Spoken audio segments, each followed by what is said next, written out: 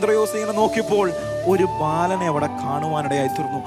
ആ ബാലന്റെ പക്കൽ 5 അപ്പവും 2 മീനും ഉണ്ടായിരുന്നു. എന്നാൽ മുടിയനായ പുത്രന്റെ കയ്യിലേക്ക് കൊടുത്ത സ്വത്തിനെ അവൻ നശിപ്പിച്ചു കളഞ്ഞപ്പോഴും ഇവിടെ ഒരു ബാലനുണ്ട്, വീട്ടിൽ നിന്ന് കൊടുത്തത് വീട്ടിൽ നിന്ന് മേടിച്ചത് അവന്റെ പക്കൽ തന്നെയുണ്ട്. അവനൊരു ഉറപ്പുണ്ട്, എന്നിൽ കൂടെ ചിലത് കർത്താവിന് ചെയ്യാനുണ്ടെന്ന്.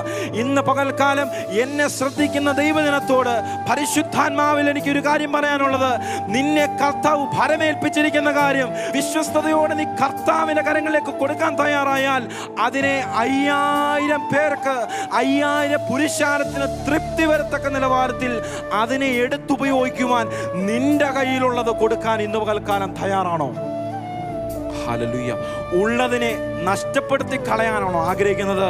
അതോ ഉള്ളതിനെ മറ്റുള്ളവർക്കും കൂടെ കൊടുക്കത്തക്ക നിലവാരത്തിൽ എൻ്റെ കർത്താവിൻ്റെ കരങ്ങളിലേക്ക് കൊടുക്കാനാണോ ഇന്ന് പകൽക്കാലം നമ്മളെ തന്നെ സമർപ്പിക്കുന്നത്? ഇന്ന് പകൽക്കാലം അങ്ങനെ ഒരു സമർപ്പണമുള്ള ഒരു വ്യക്തി ഉണ്ടോ? നീ രക്ഷപ്പെട്ടു.